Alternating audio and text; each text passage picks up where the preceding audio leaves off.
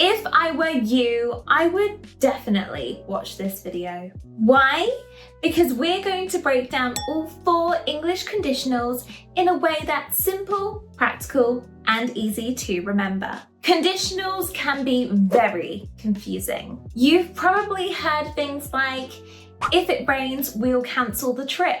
Or, if I'd studied, I would have passed. But when do you use each one? Hi, I'm Michaela, and by the end of this video, you'll know exactly when and how to use the 0, first, second, and third conditionals. Plus, I will be including loads of real-life examples to help you speak more naturally.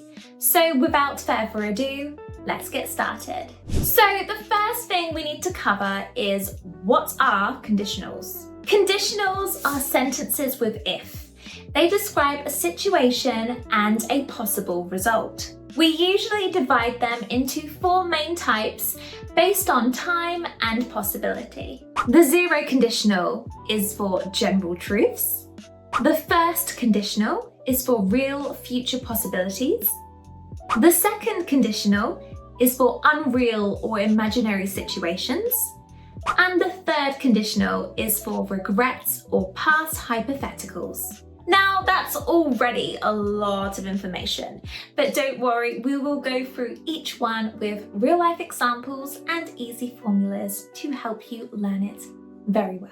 So let's start with the 0 conditional. The 0 conditional is used for facts, general truths, and things that always happen. The structure of the 0 conditional is if plus present simple for the if clause, and the present simple tense for the main clause. For example, if you heat water to 100 degrees Celsius, it boils. If I study late, I feel tired. In these sentences, there is no future and no past, just facts. You can also reverse the sentences. For example, water boils if you heat it to 100 degrees Celsius. So to summarize the 0 conditional, it's used to talk about science, habits, or instructions. Now let's move on to the first conditional.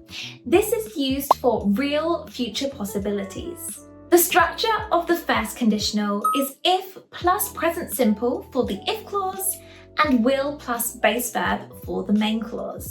For example, if it rains tomorrow, I'll stay home. Or if you study, you will pass the exam. Just remember, for the if clause, you want to be using if plus present simple for this conditional.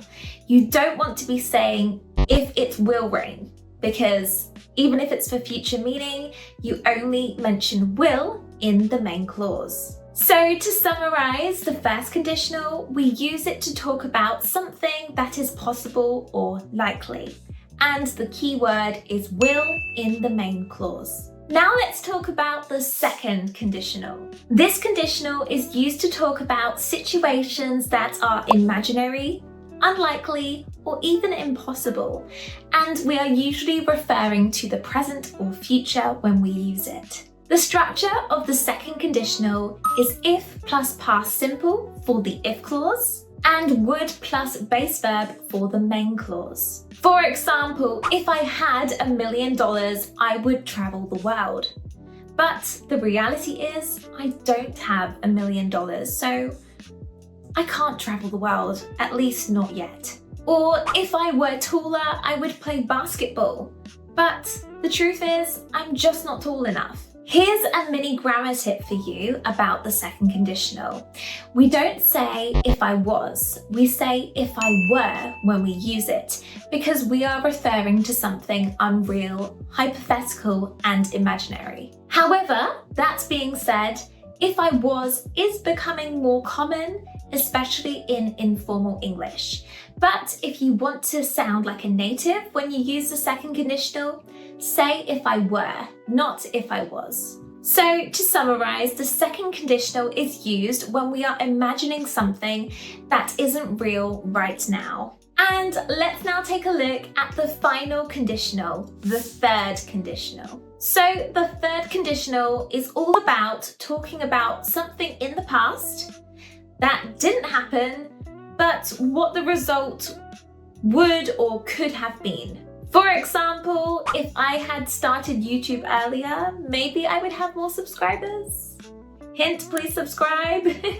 The structure of the third conditional is if plus had plus past participle for the if clause, and would have plus past participle for the main clause. For example, if I had studied harder, I would have passed. Or, if we had left earlier, we wouldn't have missed the train. So to summarize the third conditional, it's used to express regret or imagining a different past outcome. And there you have it, that's all 4 conditionals. Let's recap. The zero conditional is used at a time that is always true. For example, if you mix red and blue, you get purple. The first conditional is used at a time in the real future. For example, if I see her, I'll say hi. The second conditional is used at a time that is now unreal. For example, if I were rich, I'd buy a boat. And the third conditional is used at a time in the past that is unreal.